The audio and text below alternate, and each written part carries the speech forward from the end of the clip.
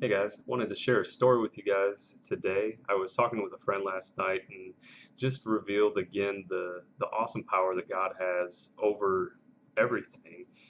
This was in the realm of finances, so it's kind of why I wanted to share it with you today.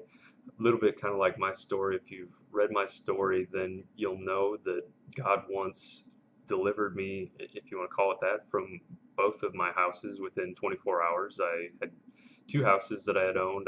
The one that I had owned previously, I had a renter in there for a while, and eventually my renter moved out, and I was unable to get it sold.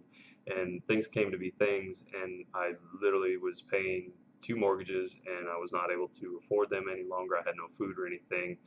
Um, so just out of a moment of just pure desperation, I fell to my knees and just begged God to take care of it. And within 24 hours, I, and I had not been having any luck with even people really looking at the house, but within 24 hours, both of my houses had offers on them, which I accepted, which actually caused me to not lose any money, but it also didn't allow me to make any money either. But he got me out of that situation, and it's one of the most defining moments that I have in my life of God really working through or working in my life, if that makes sense. It's something that whether you believe in God or not, it's whatever. You can try to take it away, but you're not going to be able to take that away from me. And I was talking to my friend last night, and he told me a story of how God kind of did the same thing with him, and it really was just amazing. It brought me back to it, so I wanted to share it with you.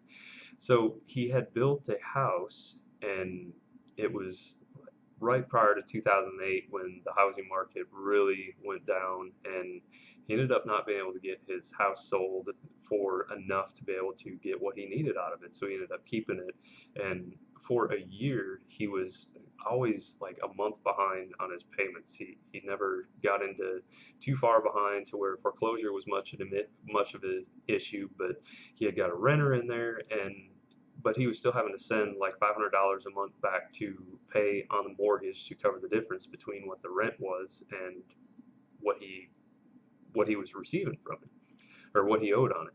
So fast forward, he's a month behind all year long dealing with that and working to stay on top of things, but could never really get ahead of it.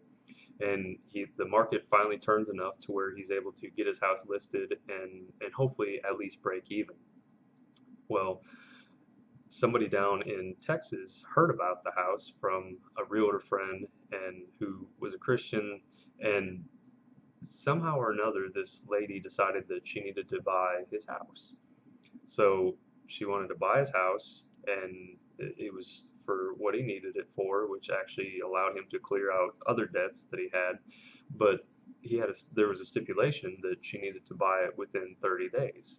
Well, he had renters in there, so that meant he was going to have to basically kick out his renters. Well, the truly amazing part of the story is this: he he wanted to be able to sell the house to the people that were renting it. They wanted to buy it, but they weren't in a situation yet to be able to do it. So this lady ends up buying the house. She rents out the house to the people that were in there, and then eventually she sells the house to the people that were in there. She never ever even moved into this house.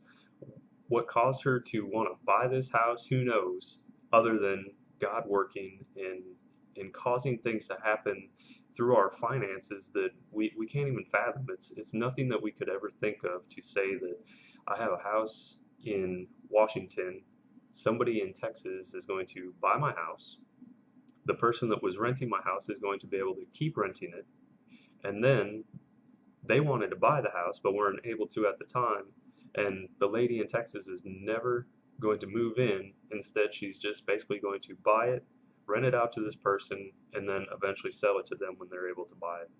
Just an amazing story of how God can work in our finances, and it's just a depiction of financial freedom and why I talk so much about financial freedom in the articles that I'm writing and stuff, and that it is really so close to my heart because when we learn to trust in God versus just our own understanding of money and the things that we can do with money, we really start to begin to experience a different level of freedom that we wouldn't otherwise be able to experience. finances are pretty simple. We work, we make money, we've got three things that we can do with it. We can spend it, we can save it, we can give it away. But if we're out of balance, if we're not properly in tune with God and money's got control over us, we're not able to do those things freely, whether it's spending or saving or giving.